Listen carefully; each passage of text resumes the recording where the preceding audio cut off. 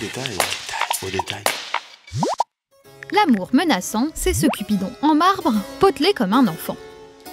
Il nous met dans la confidence de son espièglerie, alors qu'il s'apprête à tirer une flèche de son carquois, dont les finitions contrastent avec les aspérités du nuage sur lequel il est assis. La composition est aussi dynamique que décorative.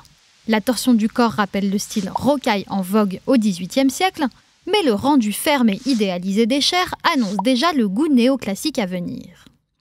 En vérité, cet amour menaçant-là est la copie de celui-ci, qui a été sculpté par Étienne Maurice Falconet pour la marquise de Pompadour. Maîtresse de Louis XV et fervente protectrice des arts, elle a commandé cette œuvre pour l'Hôtel d'Évreux. Celui-là? Mais non, celui-ci. Ah. On le connaît mieux aujourd'hui sous le nom de Palais de l'Élysée.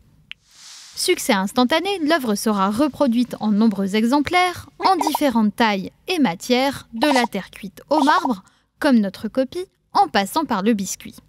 Bref, Falconet signe là un best-seller. Les amours des dieux sont un sujet léger en vogue au XVIIIe siècle.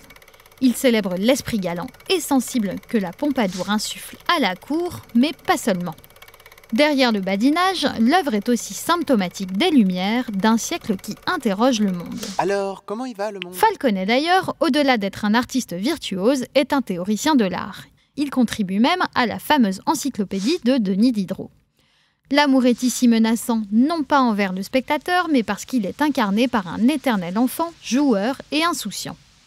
Sourire polisson et regard énigmatique, il soumet au hasard les victimes de ses traits et déclenche parfois des passions amoureuses aux funestes conséquences.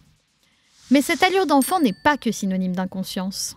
On la doit à un XVIIIe siècle empreint d'humanisme qui redonne aux bambins une place dans la société. Ils sont source d'intérêt et on se préoccupe sérieusement de leur éducation.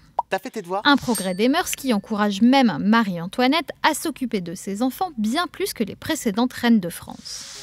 Cette sculpture s'inscrit donc parfaitement dans le goût du XVIIIe siècle qui célèbre la galanterie comme le bel esprit.